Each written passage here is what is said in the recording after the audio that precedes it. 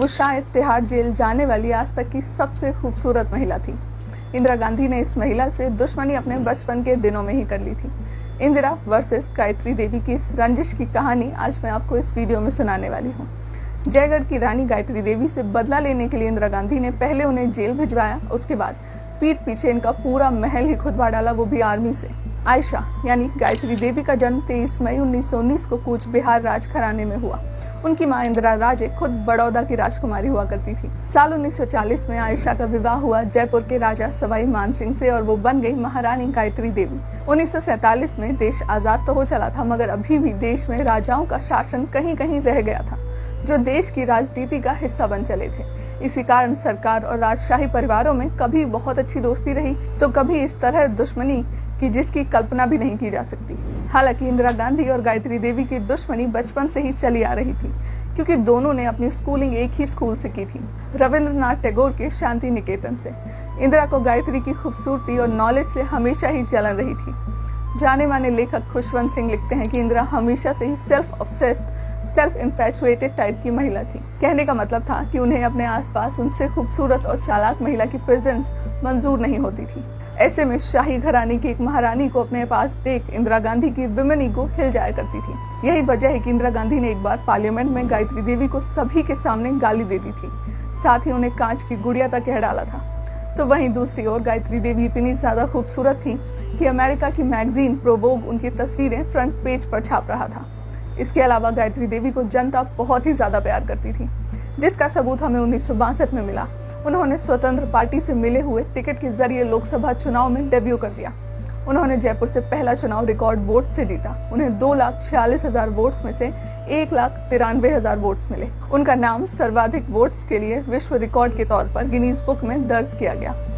जिसके बाद लगातार 3 बार गायत्री देवी ने कांग्रेस के उम्मीदवार को जयपुर में हराया, जो इंदिरा गांधी को बिल्कुल भी पसंद नहीं आ रहा था। यही वजह है कि साल 1965 में कांग्रेस के प्रधानमंत्री लाल बहादुर शास्त्री ने गायत्री देवी को कांग्रेस में शामिल होने का न्योता दिया, मगर उन्होंने मना कर दिया। गायत्री देवी की एक कहानी और बहुत ज्यादा फेमस है। कहा जाता है कि 1962 में पार्लियामेंट सेशन के दौरान नेहरू भारत चाइना विवाद पर संसद में बोल रहे थे। तभी एक महिला ने उन्हें टोकते हुए कहा था कि आप तो चुप करिए, अगर आपको हमारे देश का थोड़ा सा भी ज्ञान होता तो चाइना हम पर दबाव नहीं बना पाता।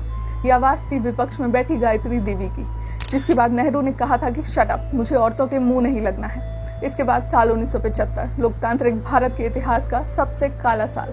इंदिरा गांधी ने पूरे देश में इमरजेंसी लगवा दी। इंदिरा ने इसके बाद अपने दुश्मनों से चुन चुन कर बदला लिया। जो भी इस दौरान उनके खिलाफ बोलता वो उसे उठाकर जेल में भिजवा देती। इंदिरा को यह भी पता था कि यही सबसे अच्छा मौका है जब वो गायत्री देवी से हर चीज का बदला ले सकती है। उन्हें ये भी याद था कि गायत्री ने कांग्रेस के उम्मीदवार को जयपुर में 3 बार लगातार हराया है। ऐसे में इंदिरा तो बचपन से ही गायत्री देवी को नहीं पसंद करती थी, वो तो हमेशा से ही बदला लेना चाहती थी। साल 1975 में इमरजेंसी लगी, तब गायत्री देवी अपने इलाज के लिए मुंबई में थी। किसी ने गायत्री देवी को इंदिरा का सारा प्लान बता दिया। गायत्री देवी भी राजघराने से आती थी, इसीलिए वो घबराई नहीं बल्कि पहुंच गई दिल्ली। मगर जैसे ही उन्होंने दिल्ली के पार्लियामेंट में पैर रखा, वो हैरान रह गई, क्योंकि विपक्ष में कोई नेता मौजूद ही नहीं था। इंदिरा ने सारे विपक्ष को ही जेल में भिजवा दिया था, जिसके बाद वो अपने दिल्ली के घर में वापस पहुंची। वहां कुछ ही देर में इनकम टैक्स ऑफिसर्स आते हैं और उन्हें बताते हैं कि आप पर कॉफेपोसा एक्ट लगा है। ये एक्ट फॉरेन एक्सचेंज और स्मगलिंग से जुड़ा हुआ होता है। इसके तहत आपको गिरफ्तार किया जाता है, यानी अघोषित संपत्ति रखने और उसे छिपाने के इल्जाम में गायत्री देवी अब गिरफ्तार हो चुकी थी। जयपुर की महारानी को अब तिहाड़ जेल में फेंकवा दिया गया। उस वक्त तिहाड़ जेल का माहौल काफी ज्यादा गंदा था। अपने एक इंटरव्यू में गायत्री देवी ने बताया था कि वहाँ हर तरफ वेश्याएं थीं। वो हर वक्त ऐसे बातें करती थी मानो गाली देने का कंपटीशन चल रहा हो। जेल में कुछ दिन गुजारने के बाद ही गायत्री देवी को माउथ अल्सर हो गया, मगर इंदिरा गांधी ने उन्हें इलाज नहीं करवाने दिया। गायत्री देवी को पथरी भी थी, उसका इलाज भी उन तक नहीं पहुंचाया गया। 6 महीने में उनकी हालत बहुत खराब हो गई। तब पैरोल पर बहुत सारी शर्तों के बाद गायत्री देवी को रिहा किया गया। वहीं दूसरी ओर इंदिरा गांधी ने गायत्री देवी के पीठ पीछे उनका पूरा महल खुदवा डाला। उसमें से जितने हीरे जेवरात उन्हें मिले वो सब उठा ले गई। यहाँ पर 2 थ्योरी फेमस है। पहली ये कि इंदिरा गांधी ने 7 ट्रक सोना गायत्री देवी के महल से लूटा था। ये ट्रक सीधे दिल्ली पहुंचाए गए।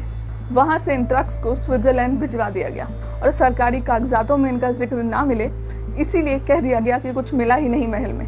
ये थ्योरी जयपुर के लोकल्स आज भी खूब ज्यादा सुनाया करते हैं।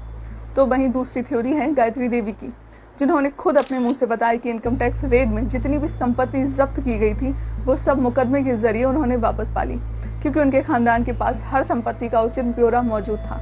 हालांकि लोग कहते हैं कि ऐसा गायत्री देवी ने किसी के दबाव में आकर बोला था, क्योंकि अचानक से गायत्री देवी ने राजनीति से भी संन्यास की घोषणा कर दी थी। बाद में अपने एक इंटरव्यू के दौरान उन्होंने कहा था कि मैं ऐसे देश की राजनीति पर विश्वास नहीं करती जहां की मालकिन एक तानाशाह हो जो अपने से काबिल महिलाओं से डरती है।